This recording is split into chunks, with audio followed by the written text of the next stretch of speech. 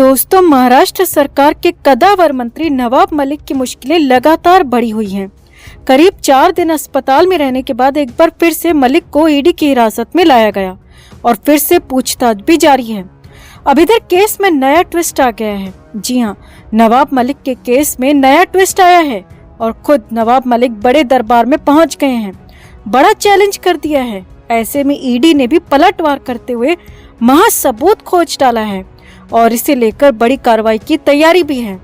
तो क्या है ये नया ट्विस्ट, क्या है पूरा अपडेट, क्या है 200 करोड़ का ये पूरा गेम चेंजर, आपको बताते हैं सब कुछ। आप भी वीडियो को लाइक और शेयर कर अपना प्यार और सपोर्ट दिखाएं और कमेंट करके अपनी राय जरूर दें कि क्या अब नवाब मलिक घिर चुके हैं या फिर नवाब मलिक बड़ा पलटवार करने वाले हैं। कमेंट में अपनी बात, अपनी राय जरूर रखें। वीडियो को लाइक और शेयर कर अपना प्यार और सपोर्ट जरूर दिखाएं और चैनल के साथ जुड़कर चैनल को सब्सक्राइब कर हमारी आवाज बने। तो नवाब मलिक केस में हम आपको लगातार अपडेट दे रहे हैं। सोमवार यानी कि 28 फरवरी को नवाब मलिक को जेजे अस्पताल से डिस्चार्ज किया गया था और फिर से ईडी के मलाड स्थित ऑफिस के लॉकअप में लाया गया। अब नवाब मलिक से इंटेंस पूछताछ जारी है, सवालों का सिलसिला जारी है। हालांकि ईडी सूत्रों के मुताबिक नवाब मलिक ने अब तक कुछ खास बताया नहीं है और ईडी ने कोर्ट तक में कह दिया है कि नवाब मलिक पूछताछ में सहयोग नहीं कर रहे हैं। लेकिन इससे नवाब मलिक के अंदाज पर, उनकी सेहत पर कोई फर्क नहीं पड़ा है।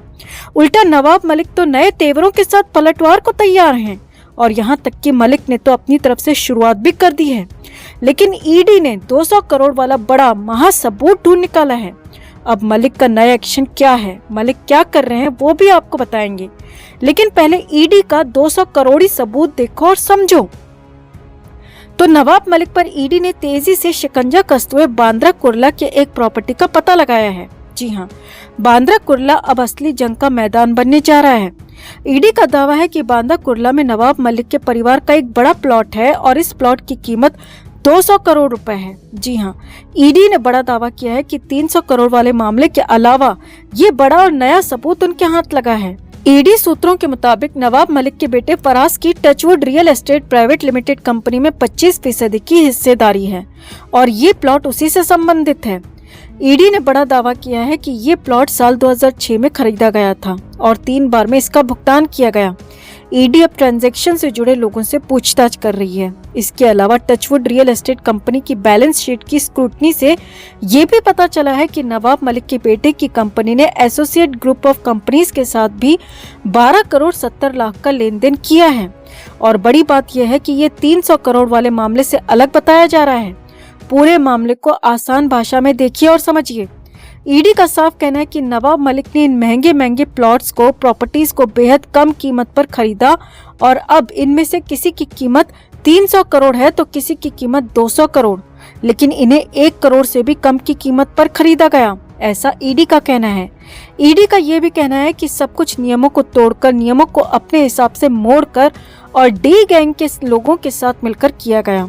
और अब 200 करोड़ के इस मामले के नए मामले के सामने आने से नवाब मलिक के साथ ही उनके बेटे फराज की भी मुश्किलें बढ़ना तय हैं, क्योंकि अब ईडी ने दावा किया है कि उनके पास 200 करोड़ वाले इस मामले में बहुत बड़ा सबूत या कहें कि महासबूत हाथ लग चुका है, जो कि नवाब मलिक को कहीं का नहीं छोड़ेगा। वहीं नवाब मलिक भी कहाँ चुप रहने वाले थे। नवाब मलिक भी अपनी तरफ से लगातार पलटवार कर रहे हैं। नवाब मलिक ईडी के खिलाफ अब बॉम्बे हाईकोर्ट पहुंच चुके हैं। नवाब मलिक ने बॉम्बे हाईकोर्ट तक पूरे मामले को पहुंचा दिया है। हाईकोर्ट में साफ साफ कहा है कि उनके खिलाफ दायर इस केस को तुरंत ही रद्द किया जाए। उनकी गिरफ्तारी अवैध तरीके से हुई है, उनकी इस गिरफ्तारी को भी तुरंत खत्म किया जाए और तुरंत इमीडिएट प्रभाव से उन्हें यानी कि नवाब मलिक को रिहा किया जाए, क्योंकि ये गलत तरीके से और गैर कानूनी तरीके से हो रहा है। नवाब मलिक ने बॉम्बे हाईकोर्ट में अपने वकील के जरिए ये सारी बातें कही हैं और ये भी कहा है कि गलत तरीके से उन्हें परेशान किया जा रहा है। यानी कि अब मामला पीएमएलए कोर्ट के साथ ही बॉम्बे हाईकोर्ट भी पहुंच चुका है। पीएमएलए कोर्ट ने ही नवाब मलिक को ईडी की रिमांड पर भेजा था और अब नवाब मलिक इससे बड़ी वाली कोर्ट यानी कि बड़े दरबार बॉम्बे हाईकोर्ट पहुंच गए हैं और नवाब मलिक को उम्मीद है कि बॉम्बे हाईकोर्ट से उन्हें राहत जरूर मिलेगी। अब आगे क्या होगा, क्या हो सकता है, वो भी देखिए और समझिए। तो नवाब मलिक की याचिका पर बॉम्बे हाईकोर्ट सुनवाई करेगा और हो सकता है कि ईडी से नवाब मलिक की गिरफ्तारी और केस पर जवाब मांगे जाएंगे और अगर ईडी के सबूत और गवाहों से बॉम्बे हाईकोर्ट संतुष्ट नहीं होती है तो फिर नवाब मलिक की रिहाई का रास्ता साफ हो जाएगा। लेकिन अगर बॉम्बे हाई कोर्ट भी शुरुआती जांच को सही मानती है, मलिक के खिलाफ सबूत और गवाहों को सही मानती है, तो फिर नवाब मलिक के पास कोई रास्ता नहीं बचेगा, क्योंकि तब कोर्ट आदेश जारी कर सकती है कि केस जारी रहेगा। और ऊपर से 200 करोड़ वाले इस नए और महा सबूत से तो नवाब मलिक की नींद उड़ना तय है, क्योंकि इस बार ईडी की तैयारी और ज्यादा पुख्ता हो चुकी है। तो कुल मिलाकर अपडेट यही है दोस्तों कि नवाब मलिक भी अपनी कोशिशों में लगे हुए हैं और ईडी भी अपनी कोशिशें लगातार आगे बढ़ा रही है। तो कुल मिलाकर आपको क्या लगता है, क्या बॉम्बे हाई कोर्ट से नवाब मलिक को राहत मिलेगी, केस खत्म होगा, या फिर ईडी का महासबूत नवाब मलिक की मुश्किलें कई गुना बढ़ा देगा? आपको क्या लगता है? कमेंट में आप भी अपनी बात, अपनी राय जरूर रखें और वीडियो को लाइक और शेयर कर अपना प्यार और सपोर्ट भी जरूर दिखाएं। तो नवाब मलिक को 23 फरवरी को गिरफ्तार किया गया था और उसी दिन कोर्ट ने रिमांड पर भी भेज दिया। लेकिन जब 24 फरवरी को पूछताछ शुरू हुई तो नवाब मलिक ने कुछ भी नहीं बताया और 25 फरवरी को भी लगभग ऐसा ही हुआ। मलिक ने ईडी के सवालों के जवाब ही नहीं दिए। एनबीटी सूत्रों के हवाले से खबर तो यहाँ तक थी कि मलिक ने ईडी के अफसरों को डराया और धमकाया तक था और गुस्से में एक सिंगल सवाल का जवाब तक नहीं दिया। और उसके बाद 25 फरवरी को ही अचानक नवाब मलिक की तबीयत बिगड़ गई और उन्हें जेजे अस्पताल में भर्ती कराया गया।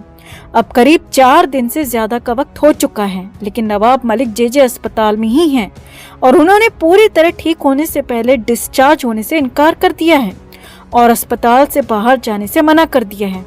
जिसके बाद ईडी की हालत ऐसी हो गई है कि करें तो करें क्या, क्योंकि नवाब मलिक कोई सामान्य इंसान तो है नहीं कि उनके साथ जबरदस्ती की जाए। वो महाराष्ट्र सरकार के मंत्री हैं और राज्य के ताकतवर मंत्री होने के साथ साथ वो एनसीपी के प्रवक्ता भी हैं। लिहाजा ईडी भी फूंक फूंक कर कदम रख रही है, क्योंकि अभी भी ईडी पर बीजेपी के इशारों पर कार्रवाई करने के आरोप लग ही रहे हैं। इसीलिए ईडी इस मामले पर बिल्कुल भी रिस्क नहीं लेना चाहती। लेकिन सच भी सामने लाना है और रिमांड भी 3 मार्च को खत्म हो रही है।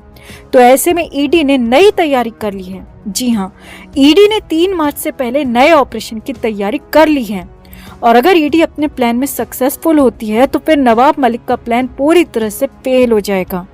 यहाँ पर ईडी के इस नए ऑपरेशन में भी प्लान ए और प्लान बी यानी कि 2 प्लान हैं। अब पहले प्लान ए को देखिए और समझिए। तो 3 मार्च को नवाब मलिक की रिमांड खत्म होगी, लेकिन उससे पहले ईडी एक बार फिर से कोर्ट जाने की तैयारी कर रही है।